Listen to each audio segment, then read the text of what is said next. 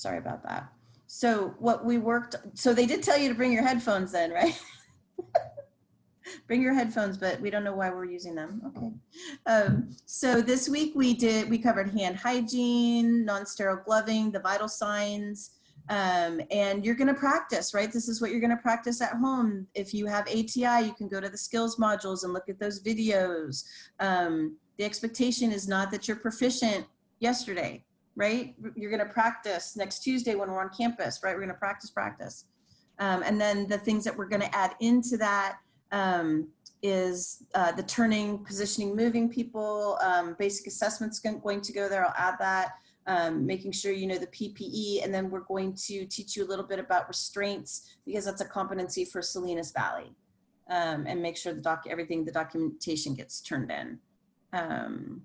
And then eventually over this next 3 weeks, any competency checklist that you get completed and signed off on, which should be all of those above, get submitted to your skills course 48, or your, to 48 assessments and interventions. So you have that available to you. And then the other thing that you have, so I hope you guys know how to do Canvas. We'll put links if you need help with that. The other thing you need to do, excuse me, and some of you have started to do this already. This is the syllabus quick reference for the class. What we need you to do, and you have to go through like one by one and complete them, either view them or check off that you've seen them. So for example, the handbook, if you click on the handbook, it will take you to the handbook. You can download it. You can just let it, load in here. But the handbook, eventually, there it goes. The handbook will talk to you about some of the policies and procedures, but also like the attendance policy. So we don't really take attendance. However, if you're late or you're tardy, you have to keep track of that. We keep track of that. There's certain guidelines for that. So this is for nursing and allied health. So this is RN, VN, RCP, EMT, it's all in the handbook. So basically all that you have to do is view it. If you go down to the bottom of this, I mean, it's way more pages. I'm not going to scroll through all the pages. That's what you guys have time this afternoon or whatever. Go through the handbook, okay? And then you click next and write down your questions so that when we meet again, we can answer your questions. Next is the policy and procedure manual. It'll take a minute to load. Again, the policies that we have, invasive procedures, all that type of thing. Again, go to the bottom of the page, go to next. Okay, so it's going to walk you through, correct? It's going to walk you through the module for everything that we want you to do. And so then when you get to the mission and vision type of things, you'll notice up in the right-hand corner here, it says mark as done. So this isn't just a view. This is like, you really need to read this because it's not going to let you go until you've marked it as done. So you mark it as done. Once you've read it all, you can cheat like I just did, but that really does you no good. And then you click the next button. Is there any questions? Are people understanding how this works? Because this is a little different way of using Canvas. So this is the student acceptance of course responsibilities. There is one that you fill out for nursing and allied health. This is a separate one specifically for first semester. Third semester has one as well that covers 46, 47, 48, 49, and 110. Okay, so read that. It talks about, that you have to read all the objectives and guidelines and the handbook and all that. And then you need to date and sign. This is a link to the actual Word doc of it because this needs to be uploaded to those files that Catalina is making for you, or those, right, files is what she's doing, right? And so this you need to go sign it and then upload it there. And then mark as done. I think, yeah. Okay, so I'm gonna try something. If I go down here, it should let me go. Maybe not. Okay, so here's our program outcomes. They're the 5 C's.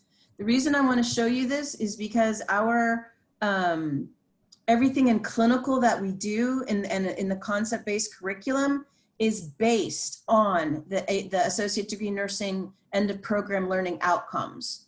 So you'll see EOPSLO, end of program student learning outcomes. This is like this is the basis from which everything else flows. Okay, so we have comportment, competence, caring, collaboration, and curiosity, 5 C's. And those were developed by all the faculty on some retreats that we have every year. And our accrediting bodies like it.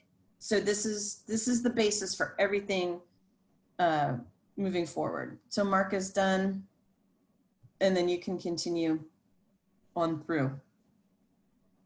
I wanted to at least get to that because I want you guys to make sure you fill out the student acceptance of course responsibilities and know that we do have program outcomes. So you can go through the rest on your own. Again, that's what you have time for this afternoon. Read through everything else. I wanted to also show you the Department of Supportive Programs and Services, also known as DSPS. The dean actually just sent out to faculty an email. If you know that you need accommodations, then contact Catalina, because DSPS is not on campus. There's ways that they're doing things. So if you know that you need accommodations, contact Catalina, and Catalina will put you in touch with either Michelle Peters or somebody from DSPS, because they will, you still have to complete the paperwork, but they will, they'll email it to us. Normally you go, they fill it out, you sign it, and then you bring it to us, and we say, oh, okay, you need whatever your accommodation is. So 11:05. Oh, now everybody's yelling at me, 11:05. Thank you. Okay, I'm okay. I can do this. And if you don't know what accommodations are, or you think maybe you need accommodation, for example, would be extra time. So for example, on an exam, time and a half on the exam or the quiz. If you get into a couple weeks in the semester and you're really still struggling, or you feel like you need extra time, you can contact Catalina to put you in touch with DSPS at any point during the semester, up to and including the final exam. And once we receive the notification from DSPS, we can then add the time and a half for you.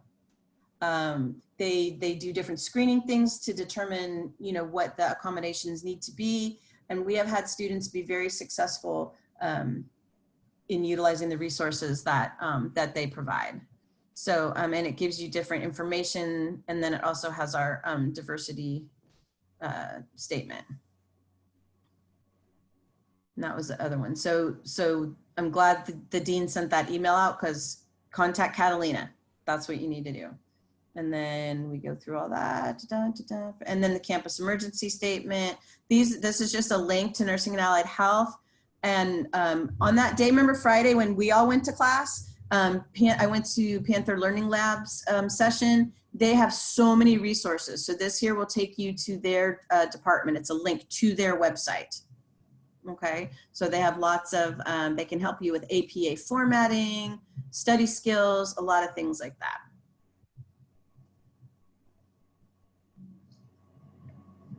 Any questions or anything I need to review before we go to clinical paperwork?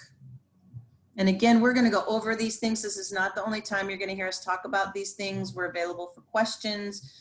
All of the clinical instructors are well-versed in the paperwork, and so they can help you. So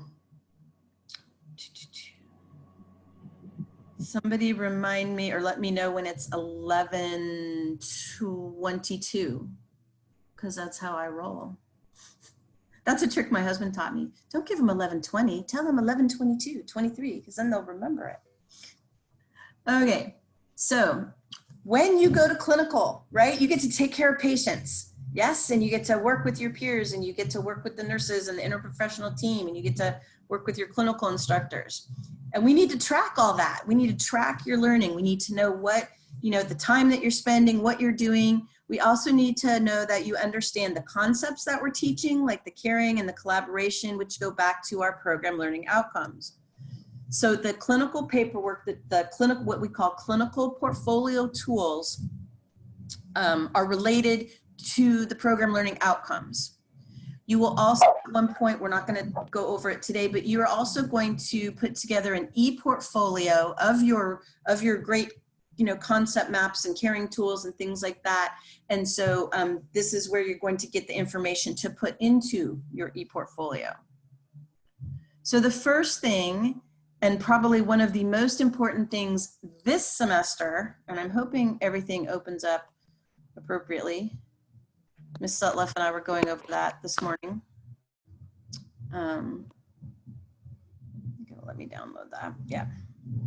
So comportment has to do with professionalism, right? Being on time, but it also has to do with leadership and management.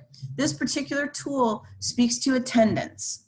So technically in school right now, we're not really taking attendance because it's asynchronous. However, clinical is not. Clinical is synchronous. You are on the floor in the clinic someplace doing something, and our accrediting bodies require that you have so many hours in a clinical setting. So right now I think we're hoping for 50-50, like sim versus actual hands-on, but that's a BRN thing right now. So what you need to do is I would suggest printing it out, or if you like to do it on the computer and keeping track of it, that's fine. You need to track every single hour that you are spending in clinical. Okay, so for example, starting yesterday, which was Tuesday, are you seeing the document or no? Yes, thank you, Kelly. Right, so yesterday you guys were at Salinas Valley for 4 hours. Right, so you're going to put a 4 in there for Salinas Valley, and then you were on, campus for 3 hours. I think it was 3 hours, 2 hours and 20 minutes, whatever it was. That goes there. When you go to do your health stream tomorrow, that 3 or 4 hours goes. Well, that'll be Wednesday. Well, it'll actually be Thursday. So today, while we're on doing this 2 hours is 2 hours goes for Wednesday. Right? When you go to do health stream, that goes here. That's other. We're not going to talk about VITAS so much. Ms. Clark will talk about that a little bit in the second hour. But that's what you're tracking, right? And then next week, the same thing. So anytime you're doing anything for clinical, you have to track your hours. You will also have one for social determinants of health, because you have a lab clinical component to that course as well. So you have a tracking sheet that looks very similar to this for that as well. And then you just go week by week. How many hours? I was, 6 hours, 6.5 hours, Tuesday doing, at SVMH doing patient care. And then Wednesday, I was, actually was doing my, or maybe you're not doing Wednesday, maybe you have an immunization clinic. So then that would go in other, right? So that's how we're going to track your hours, and we can help you with that. And then your clinical instructor at midterm will sign off if you had any absences or not. So if you are absent or going to be absent, it's kind of weird with COVID, so I'm not going to go into all that. If you are going to be absent, you need to contact your clinical instructor well in advance, not like 5 minutes before they're expecting you to roll in, right? You need to let them know. You can use Hangouts or whatever system your clinical instructor has devised for you. So for example, yesterday, I know some people were getting stuck different places, but rather than contacting students, which is fine because the students told us, but you by rights should have gone to that CSVS Sullinger Hangout and let me know, or another clinical instructor know. And you may have done that, but that's how it works if you're going to be late or absent. And then you will have a clinical makeup assigned and then signed off that was completed. So that's the first part of the semester, and then this is the second part. What'd you do on Tuesday? What'd you do on Wednesday? Did you do something else? Put it here, right? And then you're gonna total up your hours at the end. Clinical makeup, whatever gets assigned to you by your clinical instructor will go here. And at the end, if you had absolutely no absences the entire semester, then you guys all sign down there. Can I say just one thing really quick? Yes, please. About your hours is, yes, we want you to keep track of them, but you also have to be very, we're going to try to be very clear what hours go to which class. So you'll have hours in 47, and you'll have hours in 49, and you'll have hours in 46 that all need to be kept straight. So if there's ever a question of where, you know, I'm doing this, where does this lie, and you're confused, reach out to us so we can help you, because all these classes require, well, all the classes I mentioned have lab time required and hours that need to be put into it in the community, mainly just 46 and 47, but we need to keep track of them. So there will be some overlapping, and you're all in your groups usually, so it's going to get confusing on, well, what class is this? Because you guys will be together. So if there is confusion, reach out so we can help you put the hours in what class that it belongs, if that makes sense. Thank you, Ms. Clark. Any questions on the comportment tool, Kelly? So when we are on campus doing clinical stuff, you said to add those hours to that sheet. Correct. Okay. So the 3 hours, so you'd have what, 7 hours for yesterday technically, because you'd have 4 at SVMH and 3 on campus. And then today you've got the 2 hours that you're here in the Zoom meeting. Okay, I'm going to move on to the caring process tool. So again, one of our program learning outcomes and a program student learning outcomes has to do with caring, and that is the basis for this portfolio tool. Are you seeing the caring behavior tool? Is that, thank you, Kelly. Okay, and so again, it's up to the clinical instructor's discretion. Each clinical instructor is an individual person with decades. I kid you not. We all have probably over 150 years collaboratively of being a nurse. So we do things a little bit differently amongst ourselves. That doesn't mean it's fair or unfair or whatever, right? So a clinical instructor, Ms. Sutliff might say, well, I want you to do this. Maybe she says, I want you to do 1, 2, and do 3 for the midterm. But Ms. Groner's like, oh no, I'm gonna do 1 and 2, and then you guys do 3, 4, and 5. We should not be hearing amongst you, well, Mrs. Sutliff's group has to do, we have to do 3, right? Ms. Groner only has to do 2, right? No, ixnay, no, right? It's up to each clinical instructor has within their purview in order to help you meet clinical objectives. They can rearrange things a little bit. There's no way it can be exactly alike because your clinical experiences are different, right? So just keep that in mind. And again, you're going to take today to look through these things and come back later with questions. So this tool relates to the caring clinical tool, which has to do with our end of program learning outcome 3 caring, integrate caring into relationships and nursing interventions, and that demonstrate sensitivity to the values of others. Kind of like what we just went through with 110, right? And so then these are your specific outcomes, student competencies for the course. And ta-da, your first tool, here we go. So knowing, you choose, it tells you up top there, you choose any 2 of these. There are 5 here. You choose any 2 to complete, right? And so avoiding assumptions, right? We did what? Observations and evaluations. We talked about that, right? So I'm going to talk about avoiding assumptions. What happened? What is the situation, right? The situation in here. What did you do as the nurse, right? What caring intervention did you perform?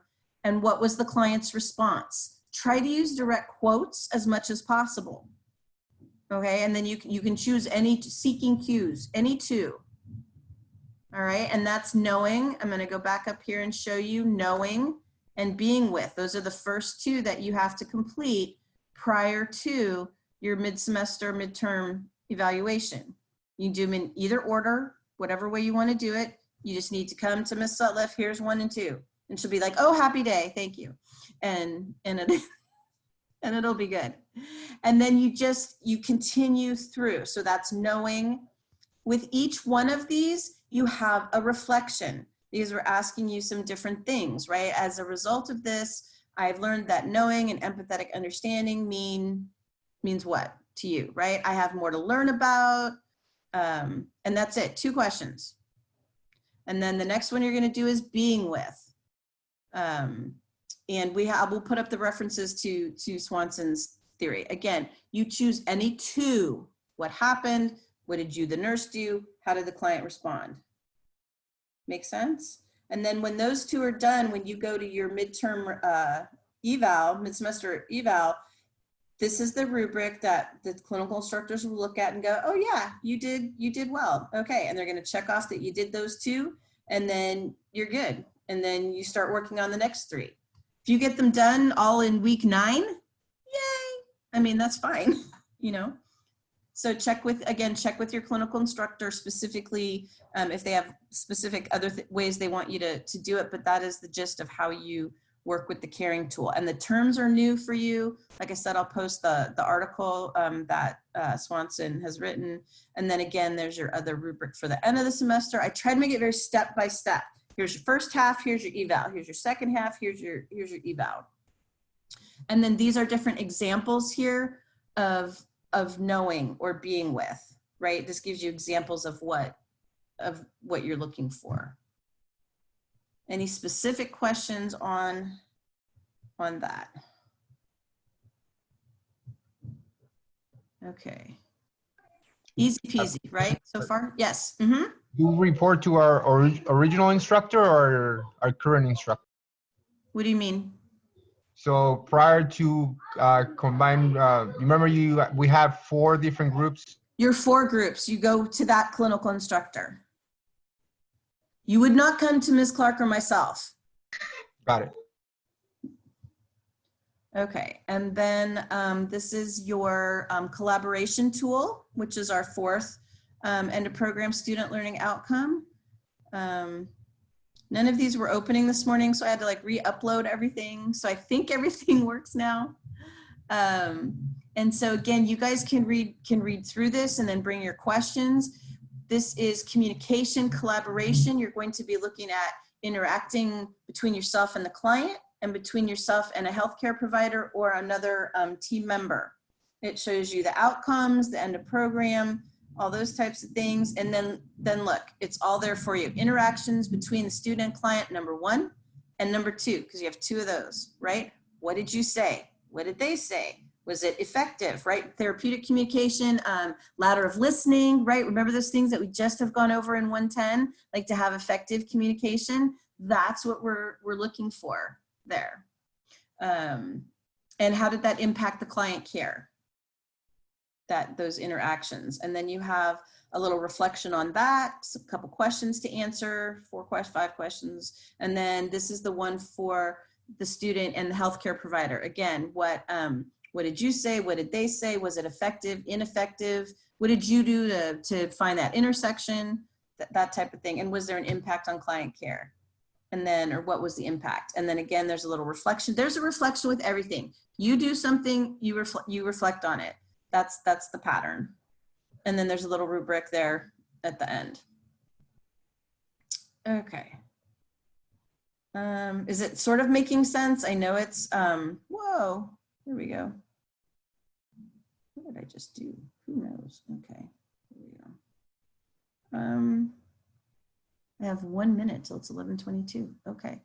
Okay, and then this is the, we used to call this the multidisciplinary tool.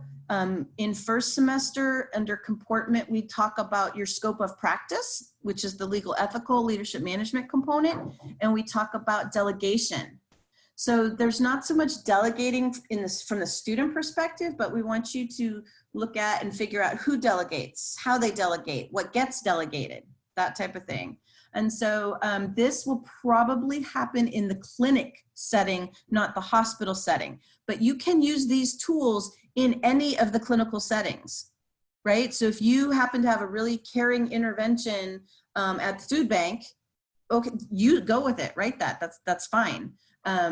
But for this particular scope of practice tool, I'm guessing Clinica de Salud is going to be the place for you to accomplish this one. And I will be there to help you with that. So you're looking at the role of the other person, what do they do? How did they delegate? Were there things to delegate? And then these are the outcomes and the reflection for that. Because we want you to learn about how the team works, right?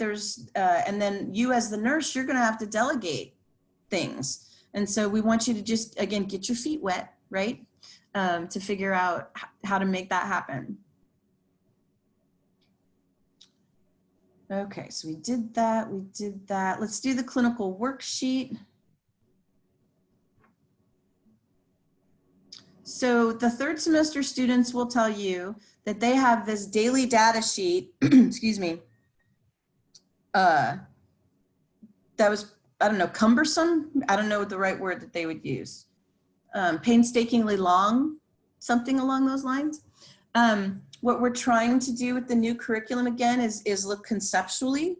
So we're kind of formatting things sort of in a conceptual way and how things connect, right? So this is the first page of your clinical worksheet.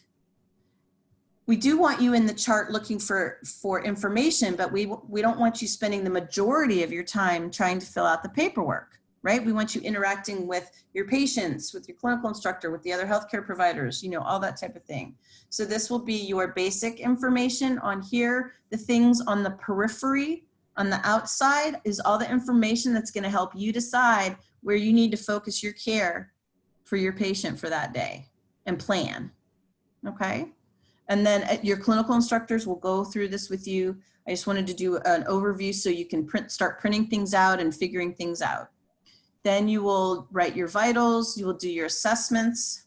My guess is initially you will not be charting in Meditech. You will be charting here on this paper till you figure out what it is you need to chart and how to chart, what information to chart. You have medication worksheets. We put 2 pages in. Some patients have a lot of meds. Hopefully you don't have to have 2 pages worth. But again, we're asking you for the name of the drug. And I will post an example. We have an example of one that's filled out correctly. I'll put that up there. You know, what classification and concepts it related to. What we want you to get used to is, yes, you're going to look it up in the drug book or wherever you're looking it up, but how to explain it in your own words. Right? Because if I can explain it to you in words that you understand, then it makes sense. But if I'm just going to write what the book says, nobody understands what the book says, right? And so then you can ask each other, ask your clinical instructor, that type of thing. Why is your particular patient on this medication, right? And you guys will have conversations. Well, my patient has hypertension, but they're not on that medication. They're on this medication. Oh, well, why is that? Well, because. Well, why is you're on this one? Well, because it works. Well, how does it, right? So you can have those type of interactions. And then what are you looking for? How do you know your client's improving? And then what is the most important toxic or adverse side effect of the medication? And your instructors let you know how they want you to fill that out. And can I just say something here? Yes, Ms. Sutliff, please. So guys, where it says, how do you know if it's working, that type of thing, it's important that you not write in that spot, gee, I didn't give this drug, so I really don't know or care. No, if someone else gave the drug, it's still either working or not working, and you should be analyzing that with each one of your patients, okay? So just keep that in mind. And we'll talk more about it in person. That is a great point. And then this is your teaching plan. We tell students, teach your patient. You're like, what do you want me to teach them? So this is a little mnemonic, excuse me, called methods. And again, these are basic things to get you started. Once you get proficient, you can come up with your own ways of doing these things. But this, you know, can I teach them about their medications, about safety? Are they getting any dressing changes? Do they really know that, you know, what's going on with their disease process? Do they have any follow-up appointments, outpatient referrals? What's going on with their diet? Is there any information I can either give them, print out, you know, at the hospital, direct them to a website, that type of thing. And then this part is the care plan part, and your instructors will go over this. We'll go over it again and again. But you have a first client problem and you have a second client problem. It's the same sheet. It's just problem 1 and problem 2. Like thing 1 and thing 2, Dr. Seuss, no. And you're looking at short-term goals, right? Your client has a problem. What does it have to do with? It has to do with the concept. They have hypertension, whatever the concept is, nutrition, malnutrition, less than body requirements, they're not eating enough, they're eating too much, right? Why did you choose this problem, right? And what's your short-term goal? And we will again speak to you about specific measurable goals, right? So my goal is that they can tell me why they're taking Lasix, which is a diuretic, right? I want them to understand what Lasix does for them and is gonna help them lower their blood pressure and why it's important to take the Lasix and not skip a dose, right? So I want them to be able to repeat back to me that type of thing. And then what you're going to teach the patient, again, right kind of off that med sheet. How do you know the client met the goal? And then if they don't, what specific intervention are you going to do to help them reach the goal? Okay. And again, I will defer to your clinical instructors the best way that they want you to utilize this. Okay, but this is your concept map, care plan, clinical worksheet, all rolled into one.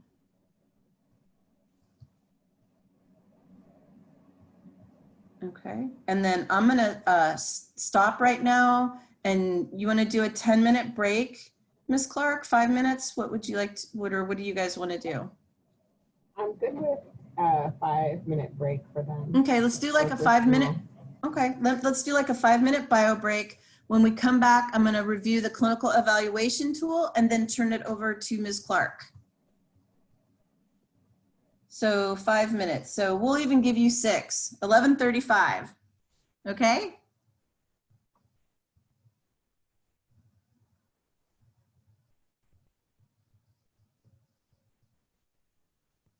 I'm gonna, let's see, stop sharing. I'm going to. Okay, so everybody hanging in there? I know it's overwhelming. We know it's overwhelming. We figure if we can show you the resources where things are, then you on your own time can go back and do it piece by piece, tool by tool, you know, talk to each other. You know how to get a hold of each other now, right? Ask each other questions, and then if you need clarification from us, we can take the time to do that. Okay, so can you see, am I sharing my screen? No, I'm not sharing my screen. Shanine, share your screen. There we go. Let's try that. How's that? Now can you see it? Yay. Yes, Whitney, thank you. I have my and Whitney in my view right now, so. So this is your clinical evaluation. This is a living, breathing document. You will be documenting on this, should be every single clinical day, right? This is like dear diary, right? This is like a daily reflection kind of type thing. Today, dear diary, today I, blah, blah, blah, blah, blah. So you can read through why we're doing it. You have a mid-semester evaluation, week 8, 9, and then an end of term evaluation at the end, week 15, 16, end of semester evaluation. What you turn in at the mid-semester evaluation is only this piece of paper right here that says, what is it, page 1 of 18. That's the only thing that you have to turn in. Because again, this is a living, breathing thing. We can't cut it off halfway, right? Or it's gonna die, right? We need to keep it together. So this is what will get uploaded to your file that Catalina is creating for you. At the end of the semester, this page 2, gets uploaded as well as the rest of the evaluation, the entire evaluation, which is gonna be like 37,000 pages long. But that's okay, because you're gonna have learned tons and accomplished tons. And so this is why you needed to know the end of program learning outcomes. So the first one is comportment. I know this is overwhelming. Bear with me, let me get through it, and then you guys can digest later. I just wanna walk you through it because I wanna be respectful of Ms. Clark's time so that she can tell you what you need to know about her class. So comportment, right? Remember that when you do a daily, a clinical worksheet or a caring tool or a collaboration tool, it is going to meet up with more than one program learning outcome. So you're not gonna, you do one let's do caring tool, right? We talked about caring tool. You do one caring tool, that's going to speak to caring and collaboration on your evaluation. So you're not double dipping, you're not doing extra work, you're actually doing less work because you do one thing and it checks many boxes on this evaluation, okay? So competence, are you on time? Have you kept your comportment tool, the attendance record there? So see here, caring tool, you know, advocacy. That was one of the sections on that.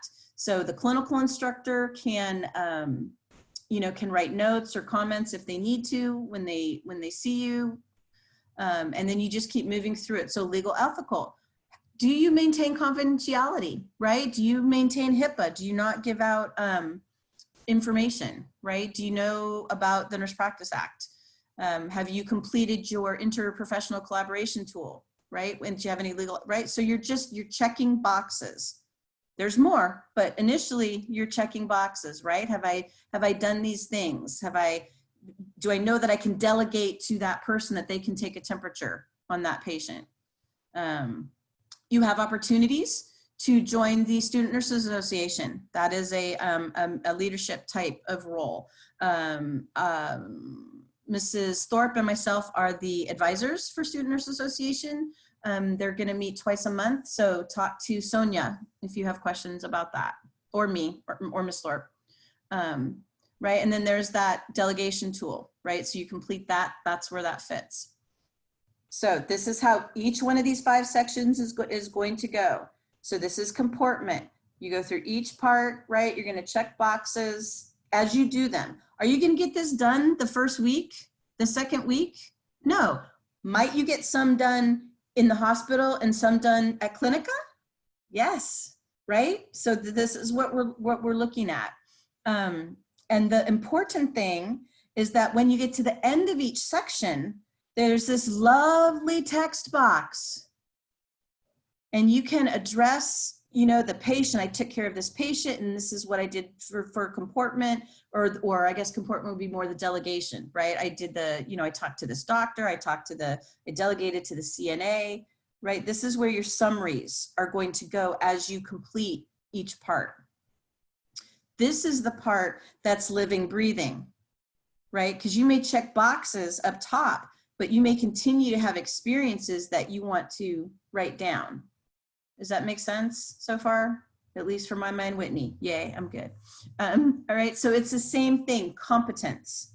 So your care plan concept map, that clinical worksheet, that's what this is, right? It's got logical ideas. We've done our assessments. We have come up with some client problems. We know how to plan care, make it happen. We know how to look back, reflect, and change it. So here, there's your, you're going through, looking at the worksheet, and then you just keep going down. Are you safe in your care, right? If you have a vital sign that's out of parameter, do you just go chart it or go tell your friend, or do you go, excuse me, Mrs. Sutliff, can I talk to you for a moment? Because I got this number and I'm not really sure. And, and she'll say, go back and do it again, and then come back and tell me. And then you'll have this nice little conversation about what happened. Are you safe? Are you accurate? Are you starting to, when you start to do medication administration, which lies in pharmacology right now, are you using those 5 rights every single time, identifying your patient, doing those types of things? And then there's that box, right? So that's where you're going to speak specifically to those things. This is your reflection part.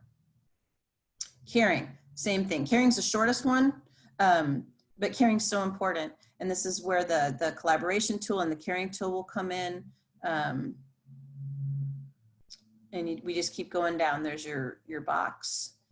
And then we do collaboration, right? I'm not going to read each thing because these all go back to the tools and your teaching plan. It all rolls back to each other. Communication with the healthcare team, your collaboration communication tool. Post-conference, you might have different post-conference activities that fit in here. Oh, look, finding intersection skills. Yay. You see now why 110 is going to help, how 110 is going to help you with this. You thought, oh, we're done with 110. Oh no, 110 rolls with you. And then clinical conference, right? SBAR, we're going to learn about SBAR, how to transfer information, give information in a handoff situation. Again, your box. And then finally, curiosity. So talking about electronic health record, the information, looking at trends, eventually getting your e-portfolio together. Excuse me. And then we're going to look at patient safety goals, and there's your little box right there. So however you want to keep that or hold on to that to write in it is great. we've given you this little, because this is a Word document. You guys can download this and make it yours, right? Okay, however you want to do it. So this is like a day by day, or rather week by week thing that I can actually, because I'm in it right now, I can write in here, I took care of this patient and I did this and I did that, because that'll clue you then to go back to, oh, I really did do this caring thing. And then you go back to your caring tool and you go back to the caring section of the evaluation and check, check, check. Yeah, Whitney's smiling, she gets it. Yay, I love those light bulb moments. Work with it, it is yours, make it yours. And then the directions are down here. You have to do those written reflections. And then when you come to us at mid-semester and end of semester, you will have built this. You will tell us how you met these goals, what you did. And we will say yay or nay, or, oh, happy day, yay. I'm being Mrs. Sutliff now, sorry.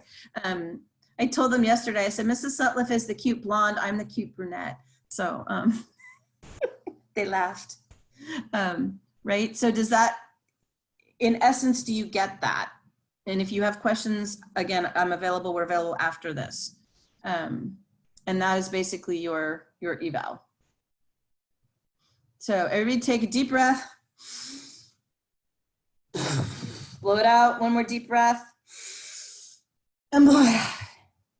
And now I'm turning it over to Ms. Clark. All right, so Ms. Solinger, can you watch the chat room for me? So I will be teaching this course with Mr. Espinas, and you will meet him next week when we go on campus together. But let me share my screen. We'll get started with that. Makes it the easiest, I think. Yes, okay, cool. Can you see the module? Everybody, okay. I'm not looking away. My camera's just facing another direction, so I apologize. Okay, so this is our module for 48. So I'm not going to go in your view because it will confuse me, so I apologize. So the biggest thing is go to modules.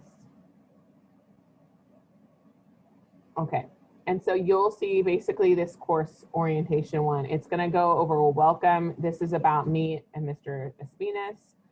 This is where your COVID questionnaire lives. So anytime you're going to come on campus, unlike what we did yesterday, you're going to print this out. You're going to have it filled out. We're going to take your temperature and ask you, has anything changed on this questionnaire? And you'll submit it. That way it's a little bit more streamlined when you come onto campus. Skills sheets. So I know not everybody has ATI yet. So what I did is I put all the skill sheets in here in PDF form. So when I know I gave you guys a couple, but if you want, they're also going to be in ATI themselves. So you don't have to necessarily rely on this, but these are all the ones that we're doing this semester. There might even be a few more, but they're all living in here for the people that don't have ATI right now. So if you clicked on one, it would open up a PDF file. You can type on it directly. And so that's where these skills lists live for you guys. Okay. Competency sheets. So when you're doing a skill, like what we did yesterday, I'll open this up so you can see it. I think you can still see it if I open it up. Let me know if you can.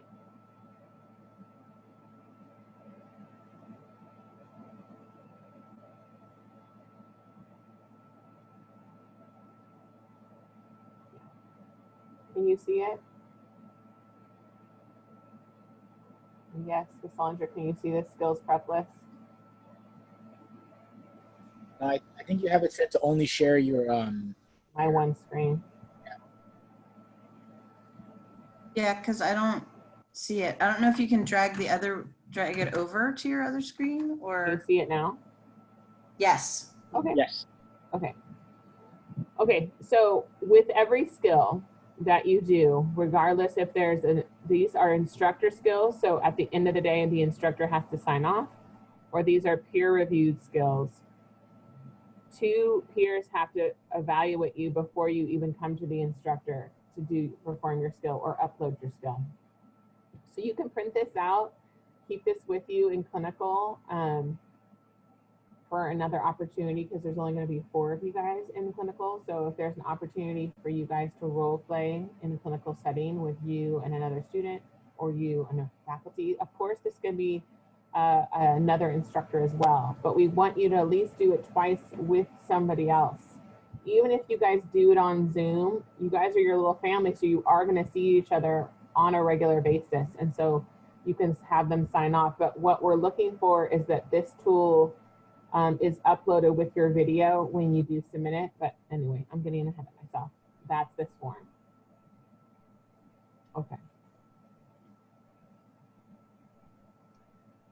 And then general course discussion questions. So I want to point this discussion board out, because if I know that we do things in chat and you guys are talking amongst yourselves, but before you reach out to a Google for like a Google Hangouts for an open question that you think, I know I have this question, the other people in the class might have it, drop the question in this. And that way, when I answer it, everybody can see and you can go back. So if it's a question about clinical time, if it's or lab time, a video, anything like that, this is where I would like you to submit those questions. So I'm not answering the same question to 5 people. So it kind of lives for everybody, because you're all in your little pods. It can be a collaborative pace to dump questions. So with the syllabus, you'll have to complete this like Ms. Solinger, one at a time, go through. A lot of this stuff is the same, so you can probably skim through it. It's just organized in a way so that we know that you've read through it now that we're not, in person. So a lot of this is the same, the philosophy, the emergency notification. Our course outline's a little bit different, but I'm gonna look at it in a different way. And so the main things is when we go to methods of evaluation. So this is a lab course. So we aren't going to have any exams that are like written exams. There's no multiple choice question tests. There's none of that. Your class activity will be when we're on campus. Lab activity, there are oral assignments that you'll have to do, like debriefing with us. Written assignments are mainly focused around, we need to teach you how to document. So part of the reflection, part of the skill is after you do a skill, you'll need to document on it so that you get comfortable. I know you learned about Meditech yesterday, and it's usually a click chart by exception, and that's great. But actually writing out how to document is important. And so we're going to show you how to do that. Not the 3rd, but the 10th. We're going to go over the ATI electronic health record, or EHR, to show you how to do that, because you'll have assignments that you'll need to pull from that area. And then our exams and midterms. So you have a midterm and you have a final. And those are demonstrations that we'll do live on campus. And so, like I said, there's no exams that you're going to do. It's either, they're all based on doing your skills. Okay. So this is about our attendance policy. Obviously, we're asynchronous. The other thing that I just wanted to, about the attendance policy, this class is at the same day as your 49 class, your pharmacology class. So as we go through the syllabus, you'll see days where I say on campus. Those days that it's on campus, your pharmacology class will be asynchronous. It will be videoed. When you go over your pharmacology syllabus, when you're on campus with them, our class will be asynchronous. It will be taped. So we've already taken account that we know when you're going to be on campus, and the fact that this class was supposed to be done like kind of simultaneously where you guys flip-flop, but that's not happening in this environment. So we are conscious, or trying to be conscious and remembering of where you're at, so that there's hopefully no overlapping is our goal. How things are graded are basically, the point value is this. So you have an ATI, the prep assignments, and we'll go over that. You have instructor tested, that's like the sheet. So there's skills you do with your instructor and we sign them off. They total this amount. The peer skills total this amount. The documentation that goes with some of those skills is 90 points. and your actual exam, the midterm and the final are weighted about almost half of your points. So practice and practicing and submitting those videos and treating them like they're as real as possible is important, because half of your points are going to be the fact that you need to do a skill proficiently in front of us. Okay.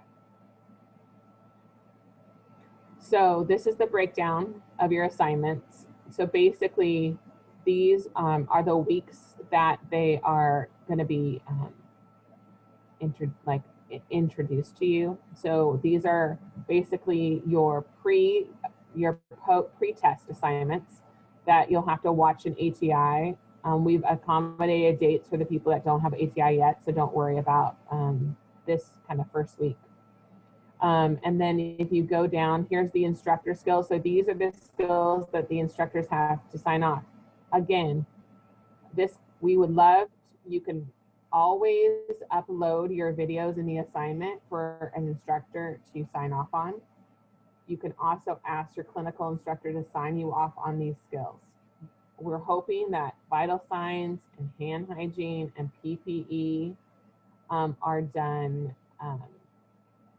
before you even, but like in these first few weeks, when you have your clinical instructors there, you have me and Ms. Ollinger there as extra people. If you want to start demoing after you demoed with each other, that's great.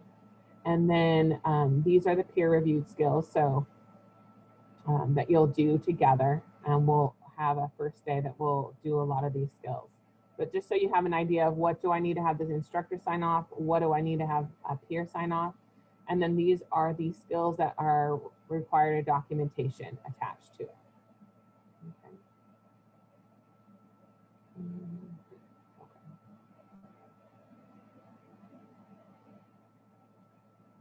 Any questions? Ms. I see. Clark? Oh, Yes. yeah, perfect. So when you say exam, that's everything, we'll just be demoing the skills to you. And then if we're able to pass it in a proficient way, that's how we do well. So for your skills, sign off, you're gonna, so say we do PPE, that's an instructor skill. So you're gonna practice with 2 of your classmates, and then you're gonna say, you're like, I'm ready to do this in real life. So you'll grab one of us and you'll say, I want you to sign me off on PPE. You'll bring your checkoff list with you.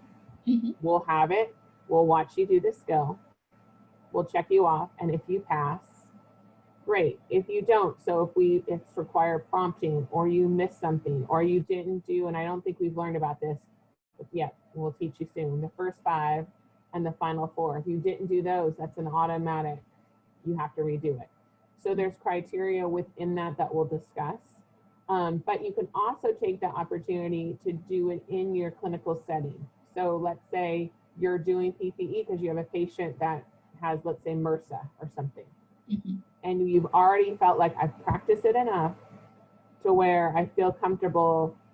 Then you can reach out to your instructor and say, I think I'm pretty comfortable in doing PPE. I've been practicing it. I've already done it with 2 peers. Can you sign me off on it? Then they can test you there. Okay. If for some reason you do something unsafe, they're going to stop you and kind of not let you continue like we would do if it's a simulation. They would stop you and say you need to retest. Every time you officially retest, your score drops down. And that's in the grading. So the first time you test, you can get a total of 10 points. If you retest a second time, you only can get a total of 9 points. If you retest a third time, you can get a total of 7 points. And that third time basically is your last chance, because you have to pass all your skills with a 70% or better. So be conscious of that when you're doing your skills. This is what we did yesterday. This is the skills kit list that we went over. It's just here because that's kind of where it lives in the syllabus as well. So this is your calendar, so be mindful of this. It goes over, when we're doing things, when things are due. So these are the things we've already done: hand hygiene, donning and removing non-sterile gloves, and vital signs. That's what we did yesterday. Moving forward, we're going to add on to that a basic assessment, transferring, as Ms. Solinger said, we're going to do restraints, and we're going to do PPE as well. So those will be the main ones that will get you kind of going so you feel comfortable being on the floor. This is a little bit wonky in the formatting, but hopefully you'll see it better in the syllabus. So when you look at week, basically it tells you week by week what we're doing. And so like with nutrition, we're going to talk about, you're going to learn about this skill. It's due week 6. So you need to be mindful of when a skill is due. That means whether you practice it with each other or you get an instructor, it needs to be uploaded, or your video needs to be uploaded by the end of the day on that week. Does that make sense to everybody? Sorry, what do you mean by uploading a video? Like we had to videotape Sure. it? Let me go, I'll show you that. We can go a little out of order. I'm fine with that. Okay.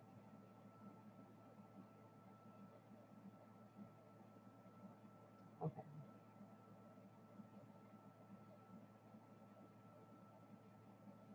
So this is your like assignment vital signs. I don't know if I can see it on my view. Can I, Ms. Olinger, see the turn in part when I'm on my view? I can, let me look. I think you'd have to, so which assignment do you want to, yeah, go click on an assignment. Okay, we'll do vital signs. Just I think we can, you can still see it. I think so, because there's the rubric, and then I think if I can only see it in student view. what are you wanting to show them? The formats that they They can. want to know how they upload an assignment. So it'd be just like uploading the document, but we let you upload videos as well. So there should be an upload button. I think it's an upload button, and it lets you upload it. Yeah. You won't be able to see it in our view. In my view. And we can't get there in your view. So to do So that. all you would do is like click on this assignment. Let's say it's vital signs. You would click on that and it would say, you know, upload, choose your method. And you would choose the video link and upload that for us to watch. And then we watch your videos, me and Mr. Espinas, and we grade them with the skills check off with it. If you don't pass or there's something that you missed, we will, you know, we will document on the skills check. We will put it in the rubric so you'll know what you missed. Or if you did everything right, we'll be like, great job. It's our, you know, in the rubric, it will have what you missed, what you got right, that kind of thing. And then if you've got more than 7 points on it, you're good. You're signed off on that skill. And so, just quick question about that. So when, for these skills, are we recording and like practicing it with our peers, like on campus, or just here at home with like a family member? So when you're doing a skills like it's vital signs, you will probably have to utilize a family member. Or if you want to tape, if you want to have it filmed, like you find an empty room in SVMH and you want to do vital signs right there with your colleague and you want to film it as a test, great. We don't need to see the peers. We don't need to see videos on your peer sign off. We only need to see a video uploaded when you're ready to submit the assignment, meaning you've gotten your 2 peer signs off, you're ready to commit to actually doing an actual skill in front of the instructor, upload the video. If for some reason you're like, I had a great opportunity, I was with Miss Groner, we did vitals together, she signed me off, then you just upload the document, the skills checkoff sheet. You don't need to upload a video, and that will let us know, Miss Groner, she saw you do the skill, she signed you off, she gave you this many points, great, and we can move on. So we're allowing you have a couple environments to do instructor sign off, so you're not kind of restricted to one methodology. If you get the opportunity to do it and you can do it in front of an instructor, which would be the best, great. When we meet on campus, if you're ready to do it and we're there, me or Mr. Espinas, great, we'll sign you off there. In these next few weeks when we're on campus and we're all together, if you're ready and you want to do it with any of the instructors, great, we'll test you at that point in time. I hope that answers your question. Okay. Okay, so with every week, it's broken down on what you need to do. So week 2 and week 3 are published. After that, they're not. I'm not going to overwhelm you. In the actual syllabus, it has a week-by-week dialogue of everything. But what you need to focus on, I'm not opening up the whole template yet. If you can see on my screen, there's a lesson. We're going to be on campus. So this lets you know you are on campus this day. And so there is morning, you stay in your same groups. So if you're in the morning for clinical, you're in the morning for me. If you're in the afternoon for clinical, you're in the afternoon for me. Those hours are different. So morning hours are 9 to 11:30. And the afternoon hours are 12:30 to 3. So those are the hours when I say you're on campus, then since I don't know your team names yet, it's Thorpe and Dominguez that will be coming on campus in the morning, and you'll be broken up between me and Mr. Espinas in different groups. In the afternoon, it will be Groner and Sutliff's groups. You'll be with me and Mr. Espinas broken up into different rooms, teaching you these skills, checking you off on these skills. You notice that like this personal hygiene one, it's due on September 17th. I know that you guys don't have ATI yet. So this assignment is due to be uploaded by then and turned in. So you have a few weeks. So don't feel too much pressure. I'm glad that we're going to be on campus more, so you can utilize that. And as you kind of saw me and Miss Solinger yesterday, when we're there, we can be the extra flux to help get things signed off when you're on campus and you're learning with your clinical instructors. It gives you a little bit more flexibility. So I don't know if this is legal, but I did it. So some people, and I'm going to do the personal hygiene one. It's just a very long video. Is if you click on this, it will send you to this video that you can watch. Can you see the little screen? Okay. And you hit here. Oh. And it will go over all the things. So a lot of people are like, maybe you learn better if you can slow it down and watch it on a video, and you don't have ATI yet to do that. You can go through this film and watch step by step how to take a blood pressure, how to take a pulse, how to take a temperature, all the different modalities. So I uploaded this because you don't have this, but once you all get ATI, these will all live in here and you can play and you can learn.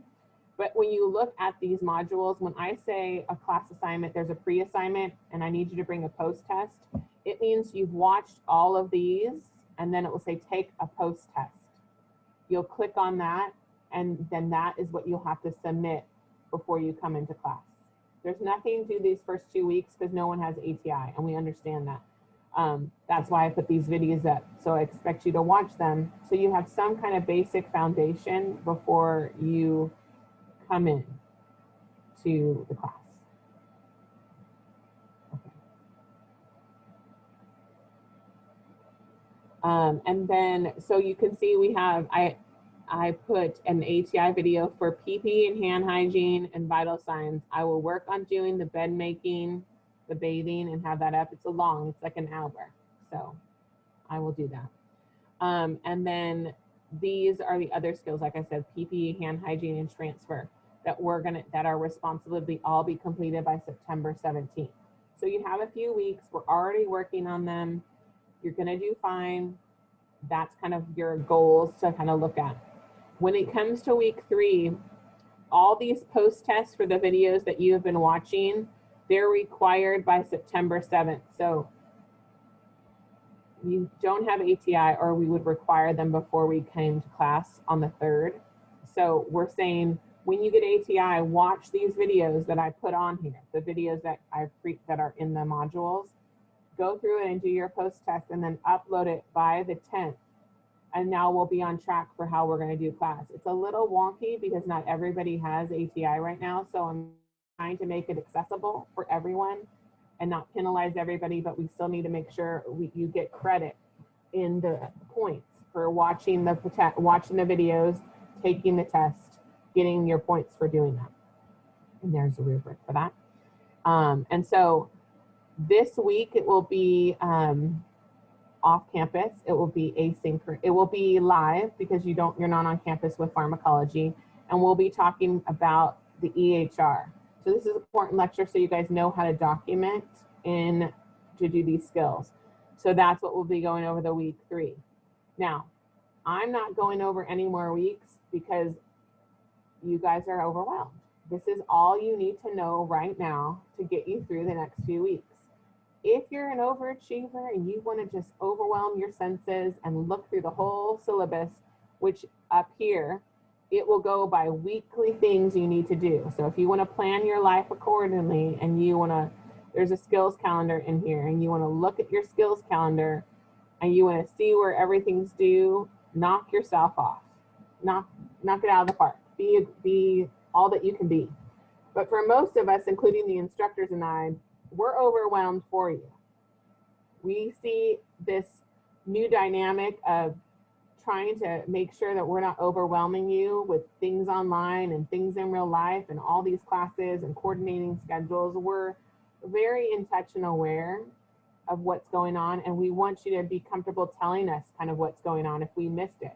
We don't realize that there's things clashing or you're overwhelmed. We do want to know because we care about you, and this is a new format that we're doing, and it's more stressful than usual. And so I'm a stickler in some things, that's for sure, but I understand there needs to be flexibility also. And so I just want you to focus on the first few weeks of this course. Then when a bulk of these skills get back past us,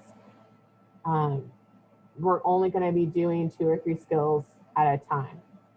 So it's not going to be as overwhelming. Sometimes there's only 1 skill we have to do that week, and we'll spend the rest of the time available for testing. Like it says up here, which I kind of breezed over about the instructors, is I have an office. Most of you guys saw me sitting in my office yesterday, that you can always pop in if I'm in there. Just pop on in. But I'm available through Google Hangouts Monday through Friday from 8 to 5. I have a hard boundary. I go to bed early. So I won't talk to you after 5 o'clock. I love you. I think you're amazing. You can always message me. It's not going to get answered. Boundaries. So if you want to meet for a Zoom because you're like, I'm not ready to commit to testing it yet. I'm still scared. I don't know if I'm doing it right. Then let's meet. Let's meet in a Zoom. Let's talk about it. Let me watch you do it. Let me answer your questions. Mr. Espinas, same thing. Reach out to him through email. He is available by his email. Reach out to him, have him set it up. The way we envision your classes is you will get a Zoom link when we're not on campus, and it will be, we'll put you in breakout rooms with Mr. Espinas and myself. And there will be a kind of recorded PowerPoint, if any. There's not a lot of PowerPoint presentations, because remember, it's a lab class. There might be some things we highlight. And what's different than typical is that usually we're there, we demo the skill, we're good to go. We can't do that in all the settings. So we're heavily relying on you watching these videos, and that's why you're getting credit for all these free tests that we're making you do. I want you to know that we value your time and we put points to that, so you understand that. Also, when you have all these post tests, you're only going to be, your lab class is about 1 to 3 hours a week. We're taking that account for shortening your lectures to give you the opportunity to know that you are doing outside things. You're doing the pre-test, you're doing the post-test, you're doing the documentation. So we may only have a Zoom collaboratively for 45 minutes, 30 minutes, and then open it up because you have things that you need to be doing. If it's the post-test, if it's uploading videos, if it's talking to us, that's kind of where the lab was designed. We're just doing it in a different fashion. When we're on campus, there's not going to be a sit-down lecture. It's a doing course. So we'll demo the skills for you, and then we want you practicing. That's kind of how the class is laid out. Certain classes, like the electronic health record, are going to need to be more of a slide PowerPoint situation so we can walk you through how to do it. But the other classes are a lot of doing more than just watching. I know there's a lot of questions, so I wanted to stop there and open it up.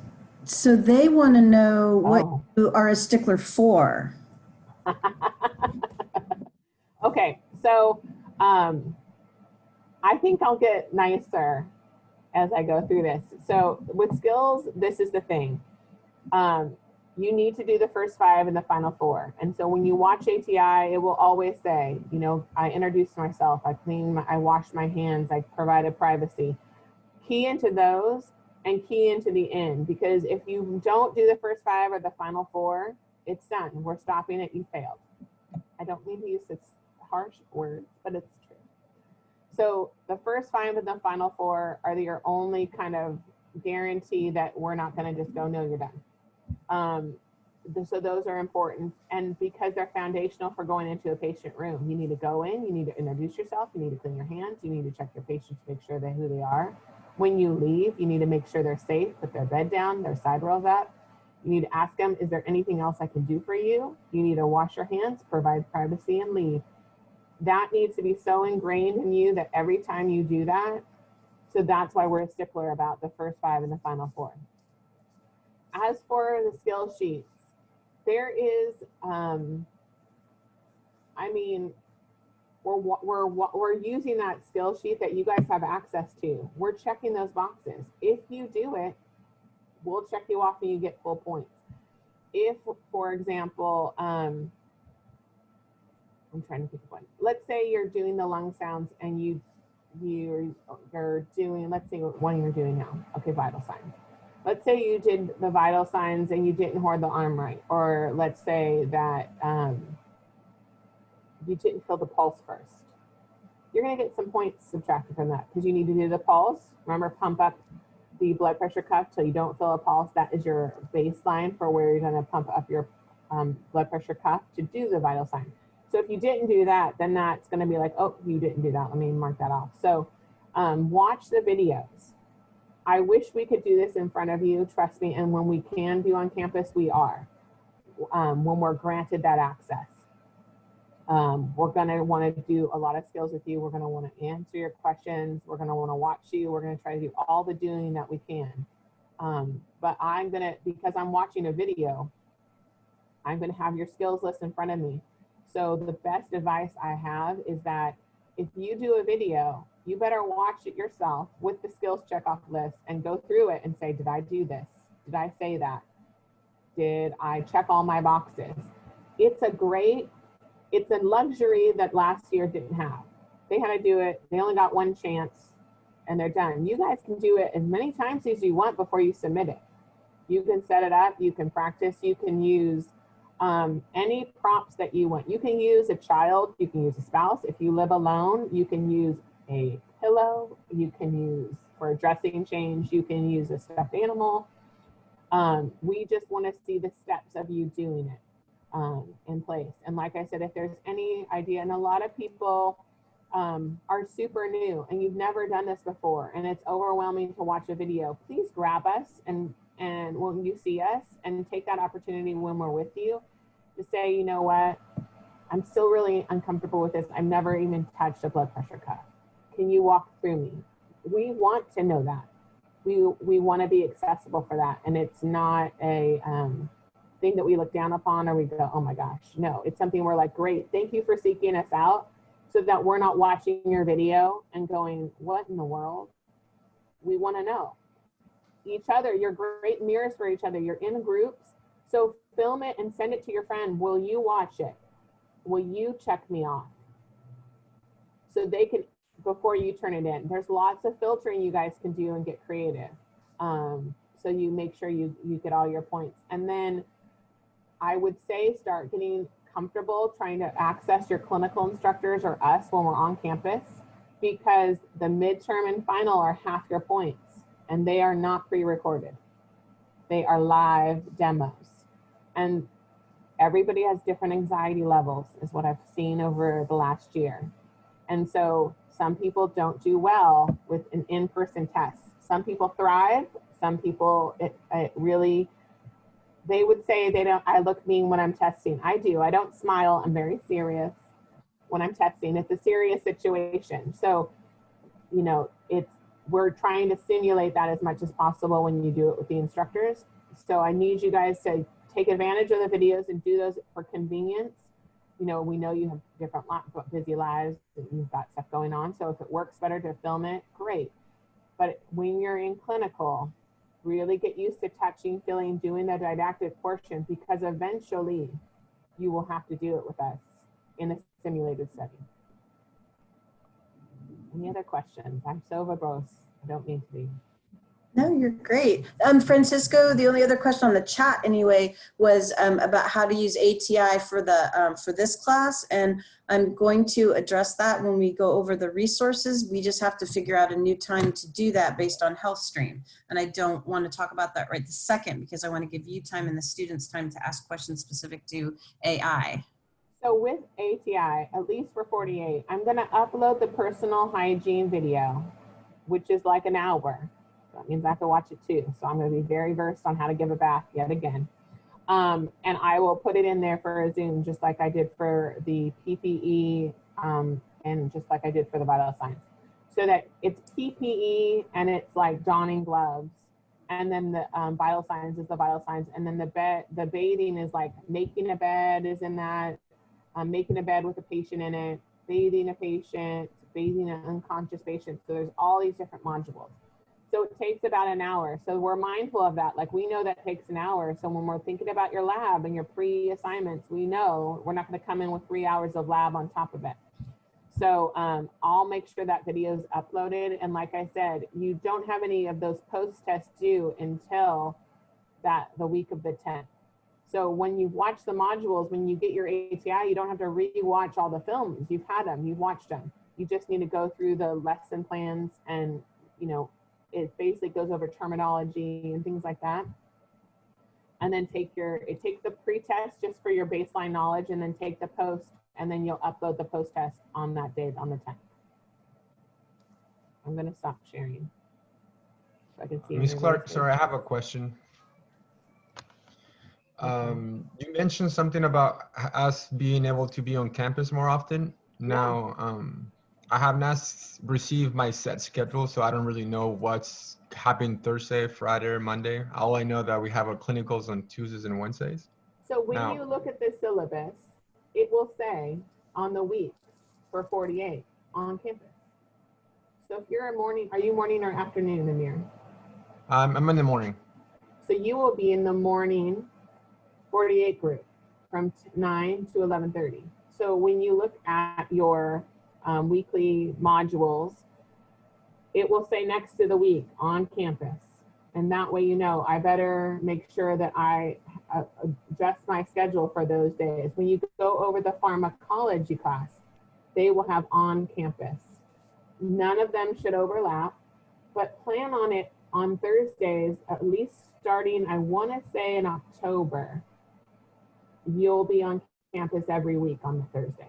Between pharmacology and 48 and alternating it, you will be allotted those times. So we got approval. So either you're going to be doing the lab in pharm, or you're going to be doing the lab with us in 48. So you can probably bank on blocking out that time the rest of the semester.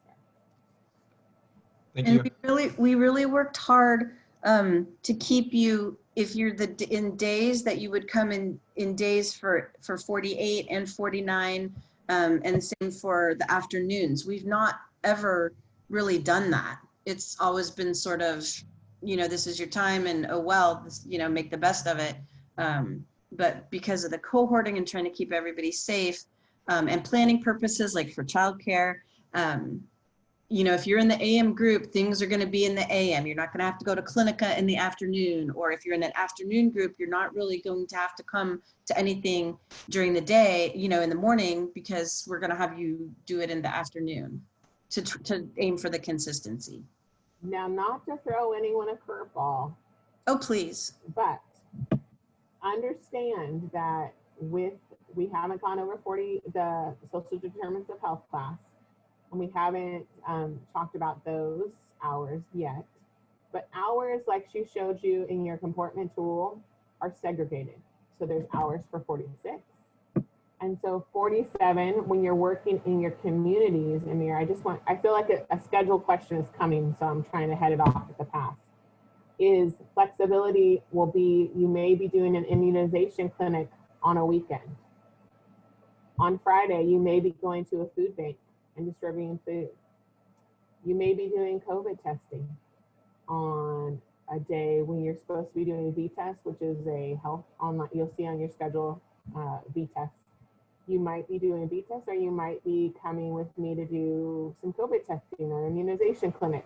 So we try to honor where you are, but no hours are segregated for different courses. And so we don't want to take up all of your life, but there is accommodations for, like, you're gonna have a Saturday and immunization clinic, I'm sure, coming up.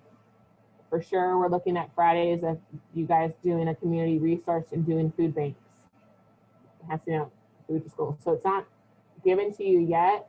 So don't ask, so don't expect a lot of answers to questions yet. I want to put it out there so that you don't get thrown a curveball like, wait, I thought this was supposed to be my schedule. There are some days that we're going to deviate from that mean, if you understand.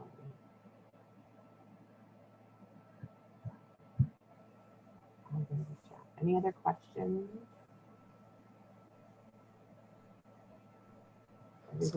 Hi, this is Greg. Hi, Greg. Oh, go ahead, Greg. I know we're going to be talking about ETI resources later, but well, maybe I should just wait. If we've only paid half of it, I just tried to. I'm going to post an announcement. I have those answers for you. Okay, then I've got one other thing.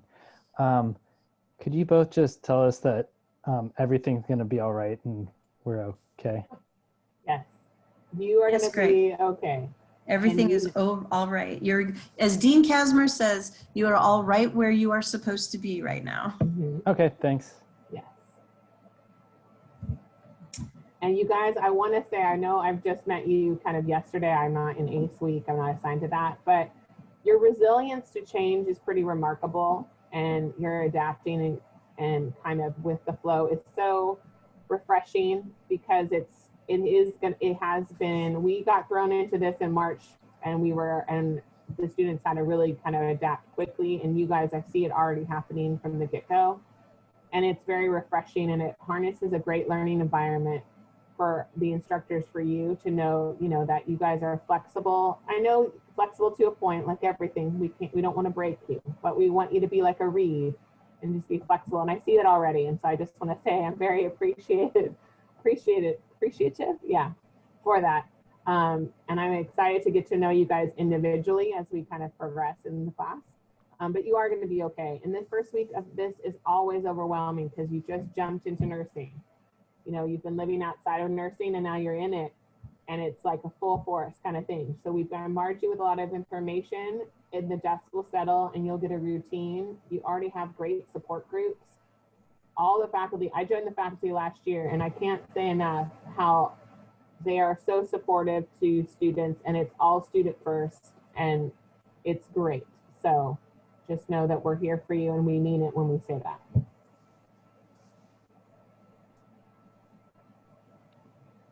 I had one quick, I guess, closing question. So today, this was mostly just to review everything. We don't have anything that's actually due. This was just to get us familiar with everything. All right, perfect. Thank you. So I would say go through this. If you're like me, I don't even know because I haven't taken it. I think I'm the executor. Is that what it is? I like borders and structure. And so if you're like that, go through the syllabus with your calendar, get your due dates in. There are reminders in Canvas for when things are due. Don't rely on that. Be organized, get your due dates on the books. I don't think we'll be adjusting anything at this point. We want it as set as it can be so you guys can plan accordingly. And so that's how I've designed 48. Like, when everything is due, when all the assignments are, they're in there. Go through it. You can't skip around. So go through it and read everything. And then, like I said, I don't think I'm in anyone's Hangouts, but if you want to add me, just add me into your groups and then I'll respond. Or you can go to the Q&A in the actual shell, the Canvas the Canvas shell, the module where it said Q&A, and if it's a general question, which you think everybody needs to know, drop it in there and I'll respond.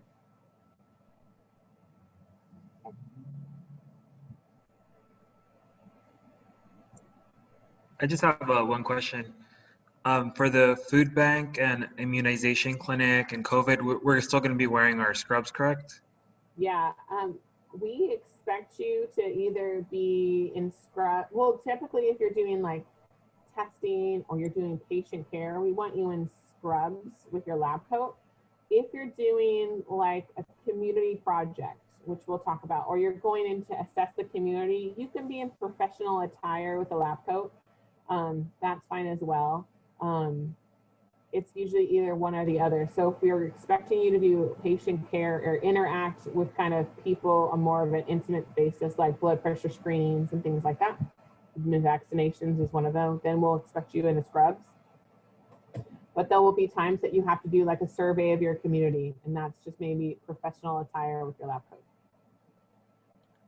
coat. To clarify about professional attire, I have a chest tattoo, so I'm having to wear, right, like an undershirt, long sleeve. I also have a wrist tattoo. Do I need to like make sure that I'm wearing like a full-on button-up blouse with a long sleeve, or are tattoos like okay professional attire? Like, give me some. So when you don on your heart in a lab coat, yeah, it's like you're going into clinic. Okay. Okay. And so whether you wear street clothes underneath, they should cover the same stuff that we ask you to. So that's the safest. Yeah, no problem. Thank you. Yeah.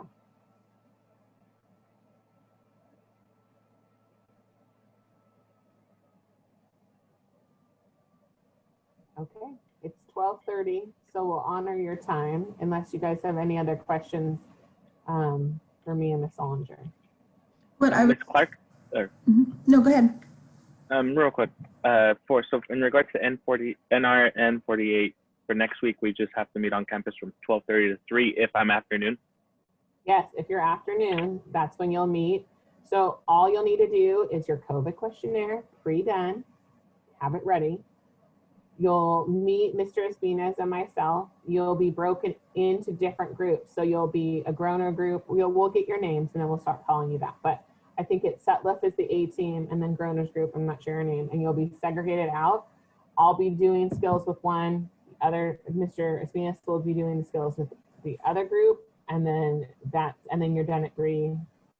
And there's no pre-work uploading, except I'm gonna post the videos and I would recommend that you watch them before you come. And the only reason I'm not saying you have to is because not everybody has ATI yet. Once that happens, it will be you must watch it before you come. Sweet. Sounds good. I just want to allot my Thursday to this class, and that's pretty much it. Thank you. Okay, great.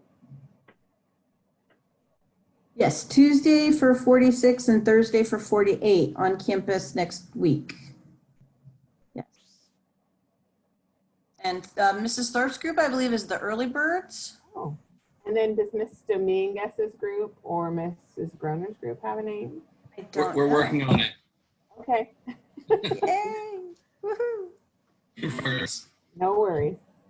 So I am happy to stay on to talk about HealthStream for a minute to get that figured out. I just posted so we're not going to do announcements in 110 anymore. This is 46 is open. This will be where the announcements will live now for updates and information for first semester. Okay. So I just posted an update for ATI. I spoke with Belinda last night. The books will ship on September 4th once the first student payment due date passes. It takes about 3 to 5 days. So I'm hoping they'll be here by the 8th, but if you're on campus on Thursday as well, you get your boxes one of those days when they come. And then payments. Oh, I forgot to say the best part. Oops. Okay, so payments, the $570.78 is due by September 4th. Once you pay that, you have access to your ATI products. If you've already made the payment, go ahead, log into ATI. I can show you guys later. At least log in and look around, right? And then there's a new student orientation module in there that you can look at, and I put a link to the Eventbrite orientation. They have little videos, like little video webinar sessions that you can attend where they will walk you through how to use ATI. The second payment of the $400 is due by the end of September, September 30th. If you can make the payment, that's great, that's super. If you are having difficulty, contact Belinda, who will put you in touch with the ATI rep who will discuss payment options. They want to work with you. They made that quite clear to keep, so that you continue to have service, to be able to access ATI, use the products and work out some type of payment plan. Having said that, that amount, what is that amount? $970 is all you have to pay right now. There will not be a payment due for second semester. I don't want to speak to second year. Something similar, from what I understand, is in the works, although I believe the payment will not be, dare I use the term, as hideous as the one for this semester. Okay, so once that payment is made, then second semester, we're using grant money to cover. Okay. Can I just like verbally and outwardly express my frustration that we weren't exactly like updated when that decision was made? I know that that's not on you. I just needed to like get that out a little bit. I understand. And I don't think, from what I understand from Belinda, we were not aware that that's how it was rolling out initially. Once the contract was signed, like some switch was flipped and then everything went flying. So I apologize. I did not have anything to do with that, as you know, but we did not. But if we can get through this first payment, do payment plan type things, there, you won't have to worry about it second semester. And my understanding would be, I think I said this yesterday, that third semester there would be a payment. There would not be a payment for fourth semester. Again, this is not set in stone, this is my understanding. And that the payment in third semester may be similar to this payment or may be less than that. And hopefully we have more information to give you. And then we need to figure out HealthStream. Or so what is the date for the rest of the amount after the September 30th? The 400 is due September 30th. So are people able to, I don't know, how do we want to do this? How do we want to figure out, Ms. Clark? I'm listening. What's the question? So the question is, they have tomorrow, which is Thursday, the day shift people can go from 8 to noon, and the PM shift people can go from noon to 4 to do HealthStream. And they can go in their 10 and 10 groups. The issue could be is that it was not planned. They did not know about it. So there may be some of them that aren't able to go. And we don't really want to mix the cohorts together. Right. So there aren't going to be accommodations at this point in time for mixing the times, because we have to be a stickler about these cohorts. If you can't do it tomorrow, can you do it Monday? Can you do it Monday? And if you're diligent, I mean, HealthStream, I do it as the employee there, and it's a lot, and some can do it in 4 hours for sure. If you need more time, because they have tests after all of them typically, so you think you gotta watch them, take notes, because they're gonna test you, and you can retake the test. I think you can retake it like 2 or 3 times before it locks you out. So be mindful, take a notebook, write down the stuff when you're going through the modules. But anyway, so if you can make Monday, which you couldn't make Thursday, just be very focused, very vigilant, bring your headphones and go. But remember, as soon as that 4 o'clock hour is up, now I think if people aren't finishing in time, we are not sure if we can get more time available for HealthStream. We're unsure about that yet. I think so. I was told possibly, probably, but I don't have specific dates or times. Yeah, so that's something that we'll have to talk about next week on Tuesday when we meet, where you guys are, and see if we can borrow for more time in health, because that room that you guys did HealthStream, that's the only room you can do it. And they have travelers, they're orienting employees that all access that space. And so, yeah, it's a very hot room. if you will. And So, like, remember your headphones. headphones, whatever listening device, because they won't have them for you. You'll need to bring your own. So what I was thinking, and let me know if somebody has a better idea, because I'm open to it, is remember when we put the Google Doc up that had that we got you into your 4 clinical groups? If I post that on a Google Doc, can the day shift people, and I mean, can you guys all just write Thursday or Monday? Because I have to send a list of who's going. So if you can go Thursday, please go Thursday, write Thursday by your name, and then I can send them the list. I'd like to do it a day at a time, right? So then after Thursday's done, if people still haven't finished, then we'll know that we need to ask for more time. If you absolutely cannot go Thursday, that's fine. Write Monday, that you can go Monday. If for some reason you absolutely cannot go Thursday or Monday, indicate that so that I can ask if there's other time. But the expectation is that you can get there Thursday and or Monday. So would that work if I post that like in the Google Doc like we did? Can I see some thumbs up? I see a couple people shaking their heads. Yes. Thank you, Nozomi. Yes, Marco. Okay. Can we split the time and do 2 hours each day? You could potentially do that. I'm thinking you'd all have to come at the same time. Like you couldn't come at 10, like everybody comes at 8 and then you could leave at 10. If that's what works for your schedule. I don't know. What do you think, Ms. Clark? Yes, I don't please. think you need to come all at the same time. It's not, they're not checking. Oh, we don't have to in. do, okay. I don't believe so. They're not checking them in that way. They're saying that this day is locked down for you. Oh, all right. And so I right. believe that that's how it was explained to me yesterday. So that you know where to go now. I would hope that a lot of you guys do get there at 8 to create a presence, so they're not, did we get it messed up? Like, where are the Hartnell students?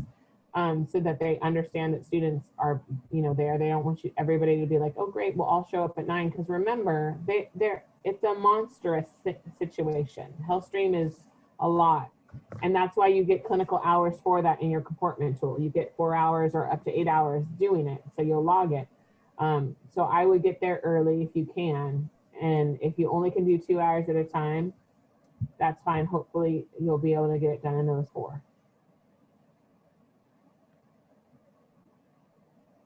That works. If you think you're only going to go 2 hours, if you could write that next to your Thursday, just so I can let them know. And then we'll just, again, kind of take it day by day. Does that sound like that works for people? And again, we really appreciate your flexibility, and I apologize for not completely reading my email. Okay, and then so that takes care of that. And then the last thing I think is we were supposed to meet tomorrow for 110 to go over resource. Yes, SVMH Ed Building. Yes. I'm gonna sign off since this is 110. But bye. I'll see you guys soon. Okay. Thank you. We were supposed to meet tomorrow from 9 to noon to go over the resources. Well, if you're going to be at SVMH, that's not going to happen. I could potentially do, you know, a morning and an afternoon session, but then we're going to be sitting for a couple hours and then you're going to do 4. It's not going to work. You're going to be burnt out. It's just not going to happen. So I am open to suggestions about what's going to work for you to review resources.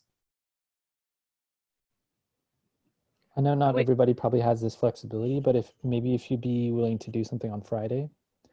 I'm fine with Friday. I just didn't want to come out and say, because Friday's everybody's down day, right? To recuperate and start working on getting ready. You know, I'm fine doing that. I can try and make it 2 hours. I feel like if I at least show you where to go and what to be looking for, then again, you can play on your own. You also have students in here who have used ATI.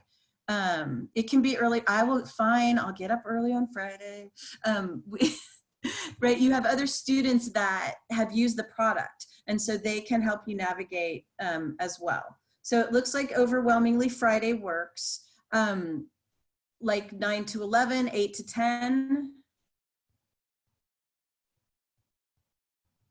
It's not required.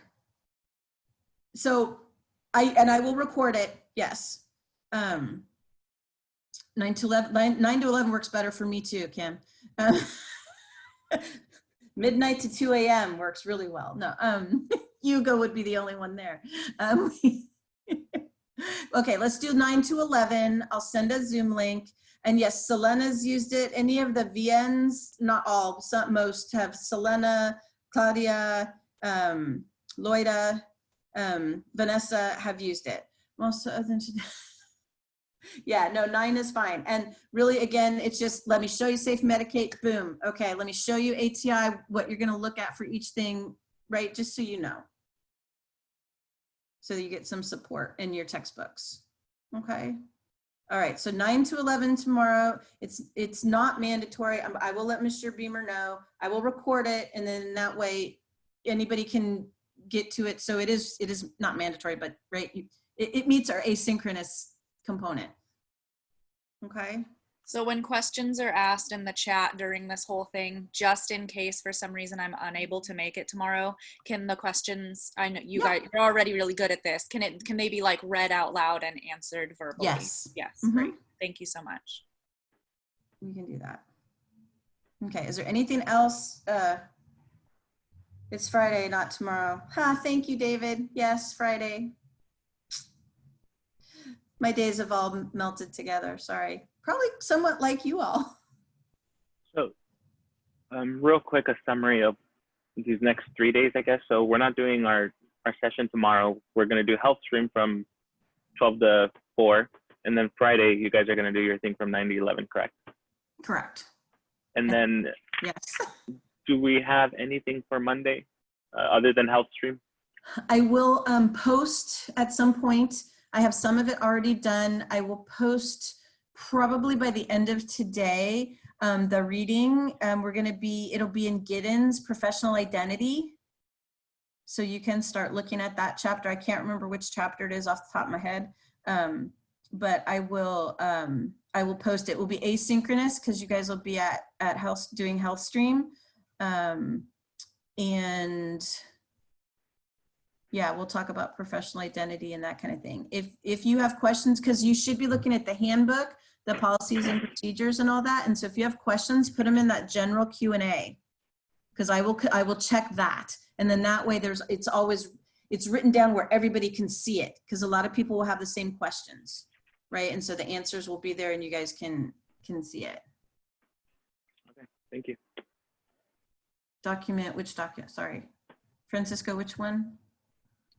The health stream one, did you want us to write, like, if we're going to show yes, up? as soon as we get off here, I will get it, put the Google Doc together and link it to 46. Yes, I will. Okay. Put an announcement or something. Thank you. Yes. Mm-hmm. Thank you. You guys got to keep me straight on task. Ms. Solinger, do you know when are we meeting our instructor for pharmacology?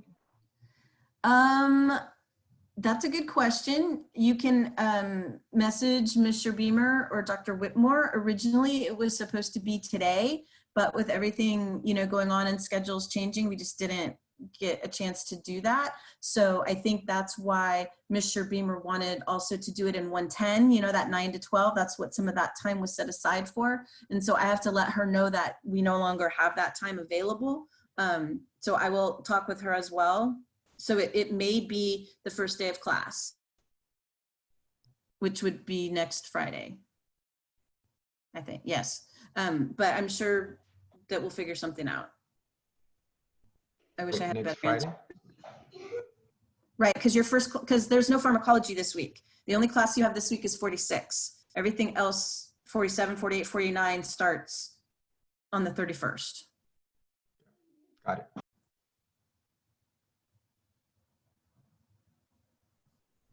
What else? All right, well then I will see you. I'll hang out in case people wanted to ask questions, but not in front of everybody. Thank you. You guys are awesome. Hang in there. You're doing great. You're all where you're supposed to be. We'll get there. Thank you. I had a question about NRN 225. It's like an optional class. Do you know anything about that one? I do. Hold on one second, because somebody just put something in the, hold on. That's not what I wanted to. Hold on one second. Let me stop sharing and get back to the chat. I do know a little bit about that. Why? Oh, because I keep hitting the wrong button. That's why. Shanine, stop. Gads. Egads. Chat. There we go. So sorry. Announcement on 46 has directions to start using ATI if we paid. Yeah, if you have it available to you, if it shows up and you can get in, yes, please log in and start playing around with it. And then what, you have a question for 225. Yes. What's that question? Oh, I just wanted to know, is there a start date for that? Because it said the 24th on the schedule, but I know everything's been moving around. So I just want to make sure I don't. So check with miss Mr. Beamer. Mr. Beamer is Okay. taking that one, and she would be able to let you know the exact start dates and times for that. All right, thank you. Mm-hmm.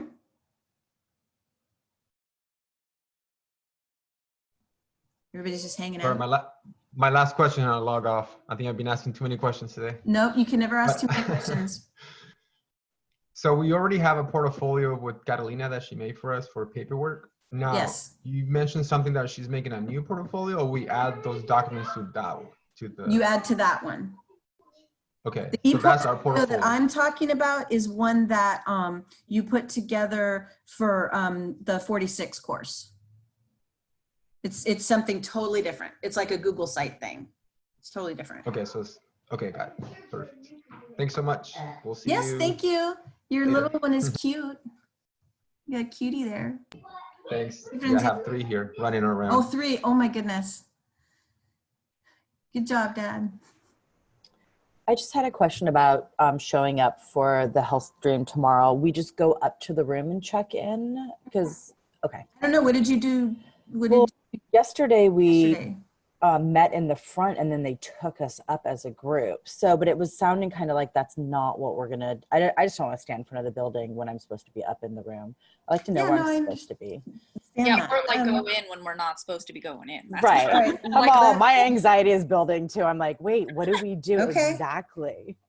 All right, hold on. I will email Kim and ask her. Cool. That would be great. It sounded like Miss Clark was basically like, you know, since she was like, it doesn't matter if you come late or whatever, you know, that it was going to be a little bit more relaxed or whatever than it was yesterday. But it sounds, that's how I took it as well, but let me double check in case. Okay. And I don't need to know right this second, but you know, I can tomorrow post an morning. announcement or whatever. Right. Perfect. Thank you. Thank you. So if we've already paid blah blah for the ATI thing, where the heck on the ATI website is it supposed to show up? Or am I getting ahead of myself? Should I just wait? It does. I can, if you want to hang on, once I answer people's questions or if people want, I can show you how to do that. Okay. And who do I have? I just saw who's here. No, I thought Lloyda was still here. Because yeah, you go to the website and you log in. Yeah. It should show up. Kelly, did you already complete that? That I guess it was like a page list of instructions from Belinda that she sent out about once you purchase the ATI, how to log in and put in the product code and all that sort of stuff. Yeah, because you have to put in the product code. Okay, well that's a good question. And then you have to add it to your stuff and then it'll just populate by itself. Yeah, there's an email that she sent out with like a 1 page of instructions. If you go through all of that, it starts popping up automatically. That's right. Belinda sent this out? It was Belinda or Catalina. I'm not sure, one of the two, but I think it was part of that ATI payments email that we got. Okay. Yeah. When you click on it, it gives you like the amount that you're supposed to pay and the due date, but then the rest of that page is all of the instructions to get the ATI stuff opened up on the website.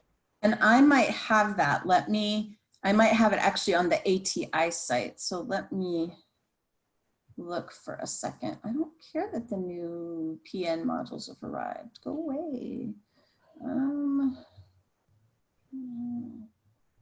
That's not what I wanted.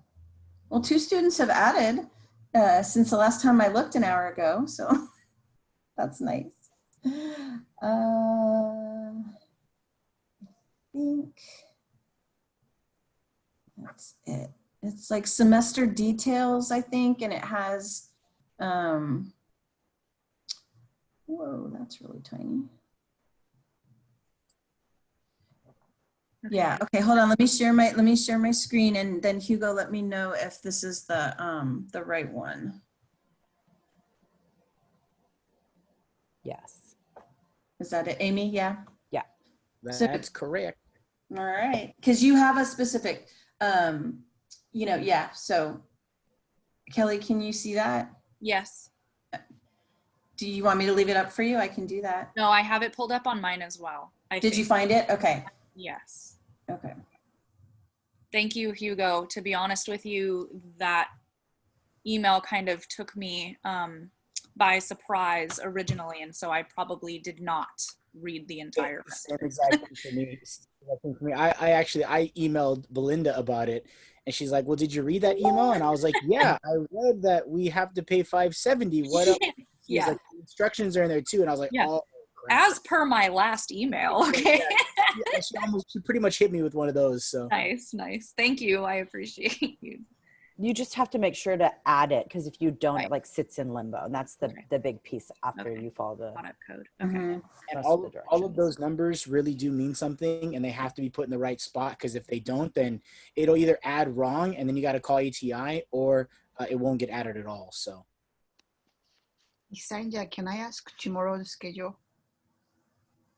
So tomorrow is, let me think for a second. Tomorrow is Thursday. The morning student go health stream 8 to noon, and that's it. And then that's it tomorrow.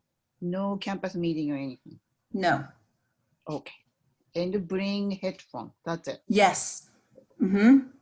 No lab. I don't need to wear scrub, or I supposed to wear scrub? You wear your uniform. Yes.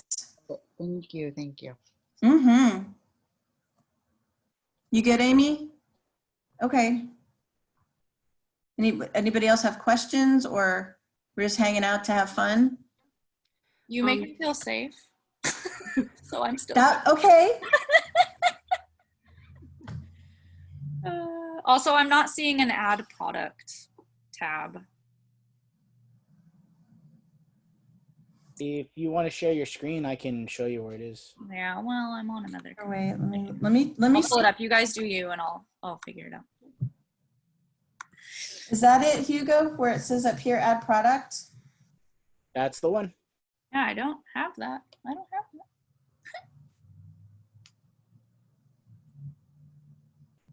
Are you at this spot? Okay, you know what? I'm gonna stop sharing, and Hugo, if you're, can you help Kelly or whoever needs it to walk through? I feel like you might be missing a step if you don't see add product. Oh, that's interesting. I'm seeing it on one computer and not on my other computer. Okay. Okay. Kind of weird. Yeah. I think ATI is really picky about what browser you use. Yes. So it said to use Chrome, so I was using my other computer that has Chrome, but it's not showing up on Chrome, and it is showing up on Safari. Because I thought they like Firefox. Oh, I got a little pop-up that said they prefer. Or is it, maybe it's, it might be Safari now.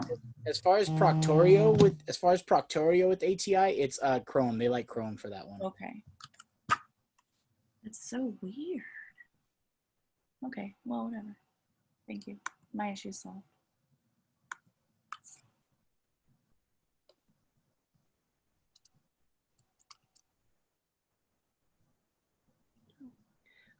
So for the health stream tomorrow, we don't have to prepare anything before that. We just show up with headphones. And a notebook.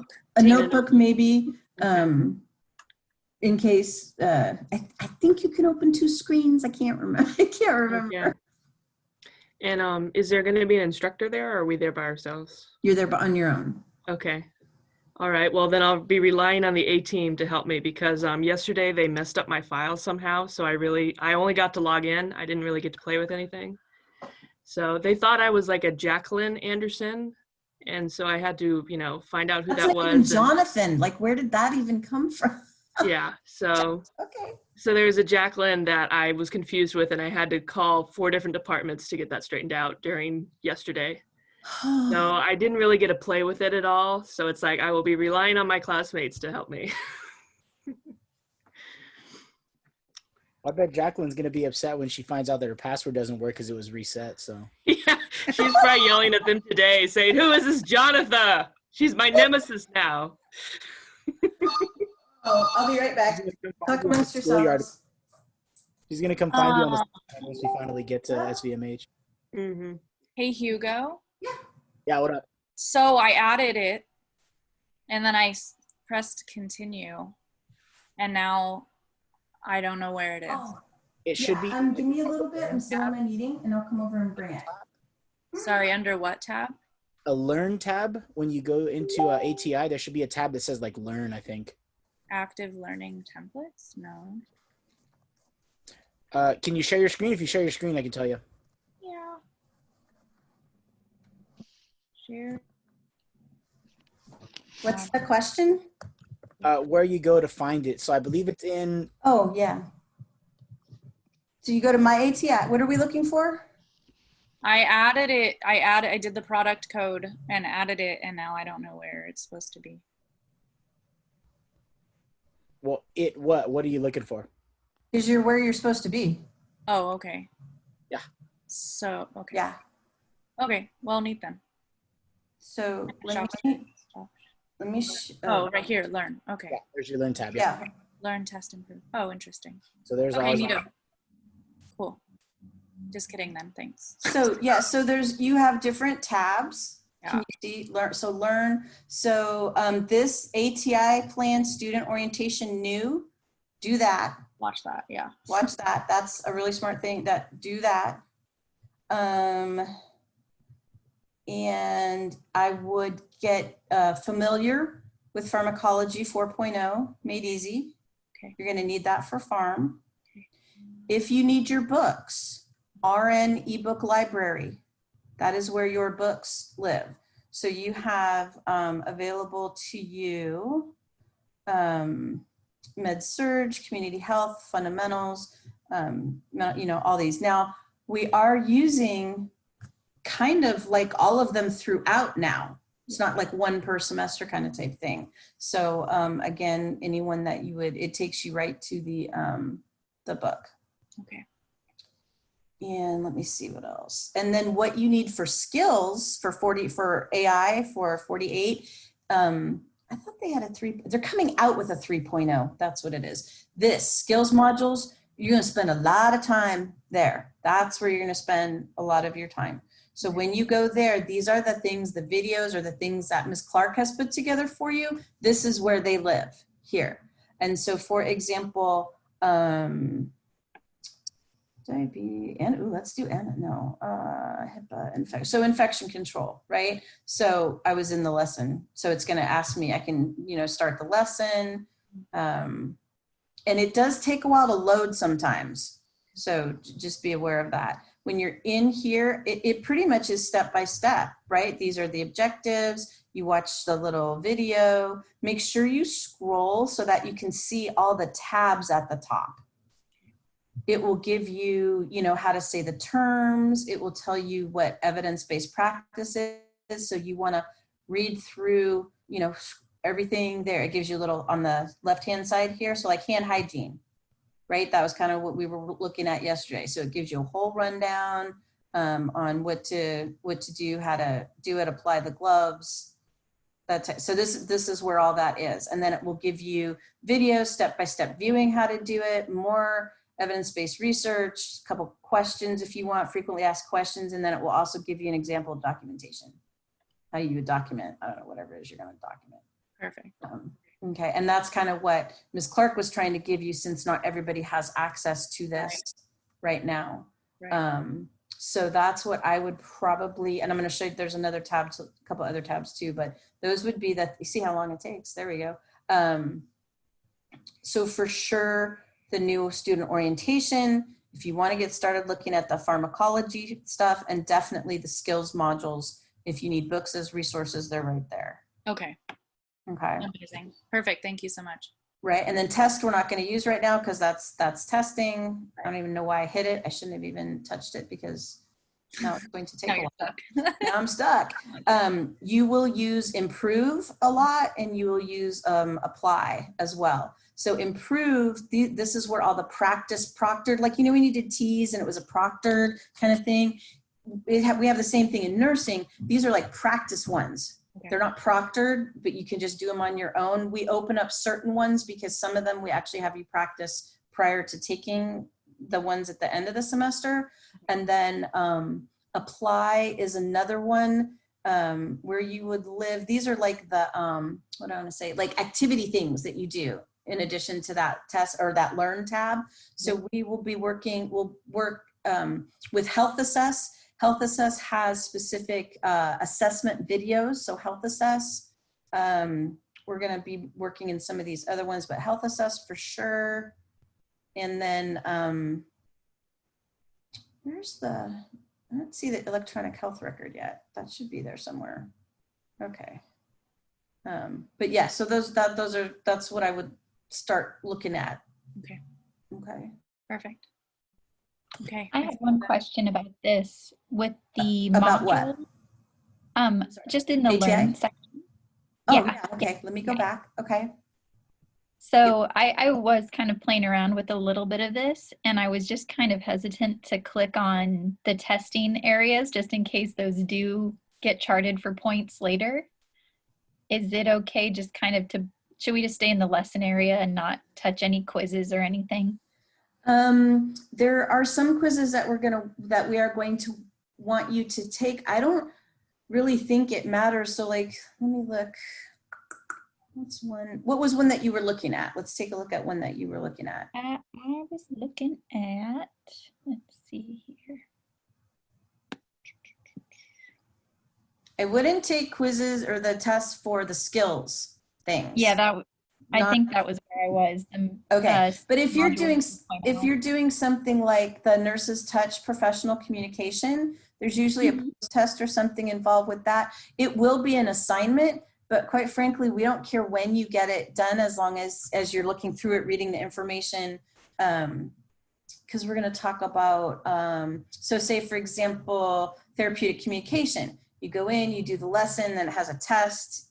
You can do the test. If it's like a, sometimes they'll have like a beginning test and a ending, not a pre and post test, but a level, like an introductory level and a proficient level or something. Just do the introductory one. Okay.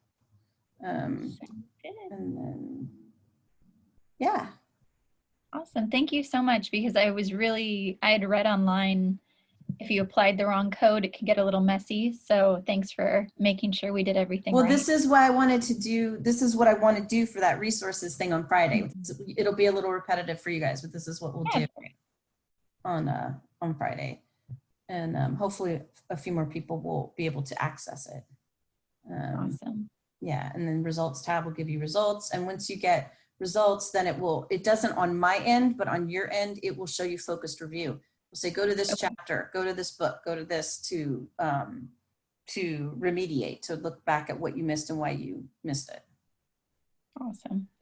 And then this is going to be really helpful for us just to kind of track for NCLEX. Yes. As well. Okay. Yes, because so like this percentage right now for your cohort is basically based off T's, because there's that you've done, right? And it's only based off the people that like took the T's that was connected with this or whatever, you know, depending on when and where you took the T's. So, but yes, it will. And the more time you spend in here, and it's really kind of nice. They've added some new things to it, which is nice. The Health Assess videos, the electronic health record, but it does give you a way to sort of track where you are. Okay, gotta hit me up. All right, that's all I can take for now. Yes, okay, bye. Me too. I gotta go to the bathroom. Oh, that's being recorded. Sorry. What else? Well, that's all for me too. Thank you very much. Okay, and thank you. See you soon. Sounds good. Bye. You good, Armel? Did you have a question? You're good. JJ, you good? All right. Bye.